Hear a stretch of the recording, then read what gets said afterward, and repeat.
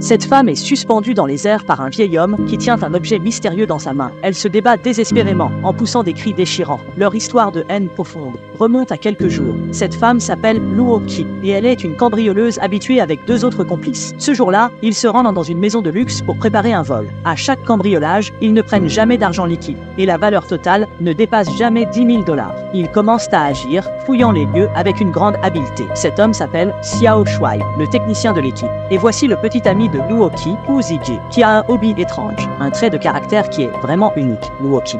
Des vêtements et des bijoux luxueux sont étalés sur le grand lit, profitant de leur moment. Et en partant, ils brisent une vitre, créant l'illusion d'une effraction. Uzige arrive avec un prix dérisoire obtenu sur le marché noir, alors il décide de voler de l'argent liquide, évitant ainsi les intermédiaires qui feraient des bénéfices. Ils ciblent un vétéran aveugle. La fille du vétéran vient de mourir dans un accident de voiture, ce qui lui a valu une énorme indemnité. Les trois discutent de la manière de voler l'argent, mais Xiao Shuai s'oppose fermement à voler de l'argent liquide, car plus de 10 000 appartient à un délit de vol, et s'ils se font attraper, ils iront en prison. Luoki espère pouvoir prendre cet argent et se retirer, mais Xiao Shuai refuse catégoriquement.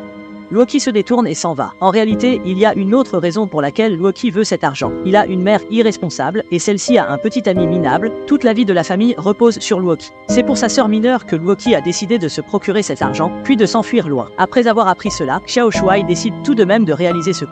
Ils se rendent au domicile du vétéran pour explorer les environs. Et il n'y a personne dans les 4 rues voisines, ce qui signifie qu'il n'y a pas de police. Et ils peuvent cambrioler en toute confiance. Soudain, un chien méchant se met à grogner après eux, la salive éclabousse partout. Et à peine un sifflement se fait entendre, le chien méchant est alors éloigné. Devant eux se tenait le vétéran. Ce chien était élevé par le vétéran. Rapidement, la nuit tomba et ils commencèrent leur action. La première chose à faire était de jeter des saucisses à la viande au chien méchant pour que le vétéran ne les entende pas. Juste au moment où ils allaient ouvrir la grande porte, ils réalisèrent qu'elle était verrouillée par 4 serrures. Ils durent donc se rendre à la porte latérale, mais celle-ci ne s'ouvrait pas non plus. De plus, la porte du sous-sol était également verrouillée. Que faire? Est-ce que tout allait se terminer ainsi? Heureusement, ils aperçurent une fenêtre sans barreaux de sécurité et la taille de Luoki était juste assez petite pour